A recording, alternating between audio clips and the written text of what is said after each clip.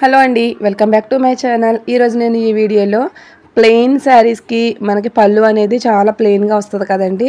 So అలా ప్లెయిన్గా వచ్చినప్పుడు దానికి కొంచెం మనం ఎలా ఒక హాఫ్ డే కష్టపడ్డాము అంటే చాలా అందమైనటువంటి పైట కొంగు అనేది రెడీ చేసుకోవచ్చండి. సో ఇక్కడ నాకైతే ఒక్క పైసా కూడా ఖర్చు కాలేదు. ఇన్ కేస్ మీకు ఇంట్లో కనుక ఈ కొద్ది మెటీరియల్ కూడా అవైలబుల్గా లేదు అనుకుంటే మనకి ఏమైనా ఒక 20 రూపీస్ అలా ఏమైనా ఖర్చు అవుతుందండి. అందులో కూడా ఇంకా చాలా మిగిలిపోవచ్చు కూడా. సో ఇంకా లేట్ చేయకుండా నేను ఇవి ఎలా ప్రిపేర్ చేశాను అనేది చూపిస్తాను. యాక్చువల్గా నేను ఇది ఇలాగే ఎందుకు రెడీ చేసుకున్నాను అంటే నాకు ఎందుకో థ్రెడ్స్ వేయడానికి కన్నా కూడా శారీ 2 కలర్స్ వచ్చింది కాబట్టి ఇలాగా పోట్లీ బటన్స్ మోడల్లో వేసుకుంటే బాగుంటుంది అనిపించింది. యాక్చువల్గా నాకైతే పళ్ళు అనేది ఇలా వచ్చిందండి, చాలా ప్లెయిన్గా వచ్చింది. అలాగే నాకు బ్లౌజ్ పీస్లో వన్ సైడ్ అంచు అనేది ఇలాగా మిగిలిపోయింది అనమాట. సో ఎందుకు దీన్ని వేస్ట్ చేసుకోవడం అన్నట్టుగా నేను ఈ అంచు అనేది యూస్ చేసి ఈ పళ్ళు అనేది రెడీ చేసుకున్నాను. ఈ బ్లౌజ్ పీస్లో వచ్చినటువంటి అంచు అనేది నాకు పూర్తిగా సరిపోలేదండి. ఒక 80 సెంటీమీటర్స్ వరకు తక్కువ వచ్చింది, 18 సెంటీమీటర్స్ వరకు. సో నేనేం చేశానంటే ఆ 18 సెంటీమీటర్స్ మనకి కట్టు చెంగులో వస్తుంది కదా, అక్కడైతే తీసుకున్నాను. అక్కడ తీసుకుని కట్ చేసి రెండు కూడా అటాచ్ చేసి నాకు ఎంత కావాలి అనేది తీసుకున్నాను. ఇక్కడ ఇవి వచ్చేసి నేను ఆల్రెడీ ప్రిపేర్ చేసి పెట్టేసుకున్నానండి. నేను పోట్లీ బటన్స్ అనేవి ఎలా తయారు చేసుకోవచ్చు అనేది ఆల్రెడీ ఒక వీడియో అయితే చేశాను. యాజ్ ఇట్ ఈస్గా అలానే చేసుకోవాలండి. కాకపోతే ఏంటంటే పోట్లీ బటన్స్ రెడీ చేసుకున్నప్పుడు మనకి జస్ట్ స్టార్టింగ్లోనే కొద్దిగా దారం అనేది చుట్టుకుంటాము. పైగా కింద కూడా పెద్ద లెంత్ అనేది ఎక్కువ ఉంచుకోమన్నమాట బ్లౌజెస్కి అయితే. ఇప్పుడు ఇది శారీ కొంగులకి తీసుకుంటున్నాం కాబట్టి నేను శాంపిల్కి ఇక్కడ ఒక్కటైతే మీకు చూపిస్తానండి.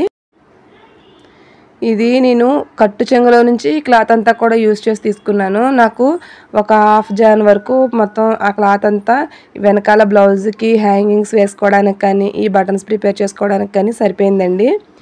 సో నేను ఆల్రెడీ తయారు చేసేసుకున్నానని చెప్పాను కదా, శాంపిల్కి నేను ఫాస్ట్ ఫార్వర్డ్లో పెట్టి మీకు ఒకటైతే చూపిస్తాను. నేను మోస్ట్లీ ఎక్కడ కూడా ఈ పోట్లీ బటన్స్ యూజ్ చేసిన ఈ కాటనే యూజ్ చేస్తానండి. ఎందుకు అంటే మనకి వాష్ చేసుకున్నప్పుడు కానీ ఒకసారి వాష్ చేసుకుంటే షింక్ అవ్వడం కానీ అలా ఏముండదు.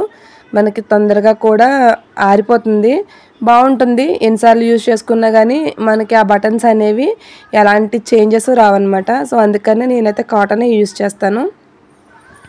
ఇక్కడ నేను ఒకటి ఎందుకు చూపిస్తాను అన్నానంటే పోట్లీ బటన్సే కదా ఏముంది అనుకోవచ్చు. కాకపోతే ఇది కొంచెం డిఫరెంట్ ఏం కాదండి.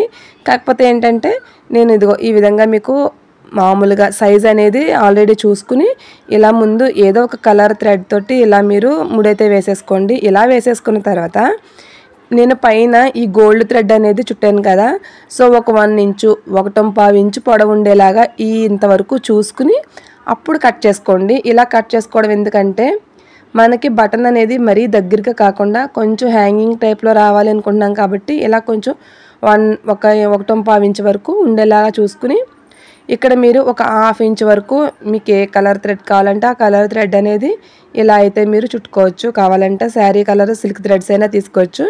ఎందుకో గోల్డ్ థ్రెడ్ అనేది కొంచెం బాగా బాగుంటుంది కదా అన్నట్టు నేను గోల్డ్ థ్రెడ్ అయితే వేసుకున్నాను. ఇది మీ ఇష్టం అండి.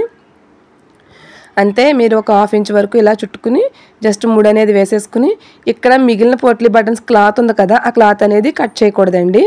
ఆ కట్ చేయకుండానే ఉంచుకోవాలి. సో ఇదిగోండి ఇక్కడ నాకు ఈ క్లాత్ అంతా పట్టగా ఈ అంచు అనేది ఉంది కదా, దీన్ని నేను అక్కడే యూజ్ చేసుకున్నాను. మీకు అన్నీ ఈక్వల్గా రావాలి అంటే ఫస్ట్ మీరు కాటన్ ఇలా ఈక్వల్ బాల్స్లా చేసుకున్నారంటే చాలా ఈక్వల్గా వస్తాయి. ఇప్పుడు నేను ఇది కనిపిస్తుంది చూసారా, ఈ చెంగు అంతా కూడా ఈ థ్రెడ్స్ అన్నీ కట్ చేసేసుకుని మనకి పళ్ళు అనేది ఏదైతే రైట్ సైడ్ కొందో రైట్ సైడ్ వైపుకి ఇలా మలుచుకుని స్టిచ్ అయితే వేసుకోవాలండి. మనకి పైన అంచు అనేది వస్తుంది కాబట్టి రైట్ సైడ్ వైపుకి మాత్రమే వేసుకోవాలి. ఇక్కడ కూడా నేను ఈ అంచు అనేది అటొక కుట్టు ఇటొక కుట్టు అనేది వేసేసుకున్నాను. చూసారా, ఇది నేను రైట్ సైడ్ వైపుకే వేసుకున్నాను. ఇక్కడ ఇప్పుడు 1 ఇంచ్ తోటి టేప్ తోటి 1 ఇంచ్ గ్యాప్ ఇచ్చి మార్క్ అయితే చేసుకున్నానండి. మీకు 1 ఇంచ్ అనేది కరెక్ట్గా సరిపోతుంది. అంతకన్నా దగ్గరైనా బాగుండదు, అంతకన్నా దూరమైనా కూడా బాగుండదండి. మనకి 1 ఇంచ్ అనేది కరెక్ట్ మెజర్మెంట్ అనమాట.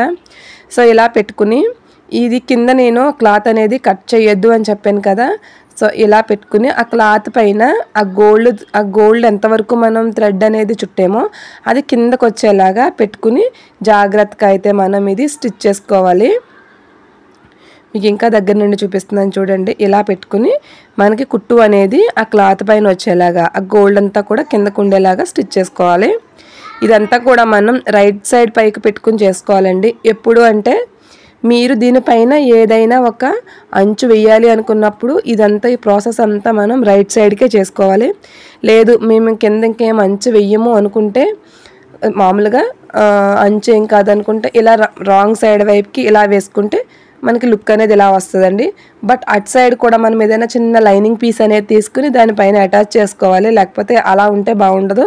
ప్లస్ ఏంటంటే కూడాను నేను ఎందుకు రైట్ సైడ్ వైపుకి వేసాను అంటే పైన నేను అంచు అనేది వేయాలనుకుంటున్నాను కాబట్టి అంచు నేను పైకే వేస్తాను కాబట్టి నేను రైట్ సైడ్ వైపుకి పెట్టుకుని వేసుకున్నాను. లేదంటే మీరు ఇలా వేసుకుని దాట్ సైడ్ వచ్చి మీరు ఇది వేసుకుంటే సరిపోతుందండి. చిన్న లైనింగ్ పీస్ ఏదైనా వేసుకుంటే సరిపోతుంది. సో ఇక్కడ నేను వచ్చేసి ఇదిగోండి అంచు అనేది ఇలా పెట్టుకుని దగ్గరగా అనేది స్టిచ్ చేసుకోవాలి. ఇక్కడ నాకు మిషన్కి వన్ సైడ్ పాదం ఇచ్చాడు కాబట్టి నేను ఇలా అయితే స్టిచ్ చేసుకుంటున్నానండి. మీకు నార్మల్ మిషన్స్లో ఉండి అవ్వదు అనుకుంటే జస్ట్ మీరు సూది దారంతో కూడా దీన్ని స్టిచ్ చేసేసుకోవచ్చు. ఇలా జాగ్రత్తగా అంచు అనేది బయటకు పోకుండా ఆ గోల్డ్ థ్రెడ్ మీదకి పడకుండా ఈ విధంగా మీరు ఒక్కొక్కటి పెట్టుకుని దగ్గరగా చేయి అనేది దగ్గరగా ఉంచుకుని ఇలా గనక స్టిచ్ చేసుకోవాలి.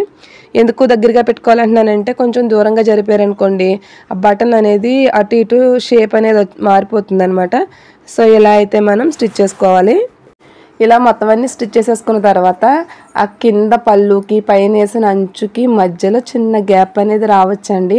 సో అప్పుడు ఏంటంటే మనం ఎప్పుడైనా రేపు పొద్దున్న వాష్ చేసినా ఎప్పుడైనా ఇబ్బంది లేకుండా ఉండడం కోసం ఈ అంచు పొడవునా కూడా ఇలా మనం థ్రెడ్ పెట్టుకుని ఈ రెండు కలుపుకొని కుట్టుకున్నాము అంటే కనుక బటన్ అసలు అటుగాని ఇటుగాని కదలకుండా స్టిఫ్గా ఉంటుంది.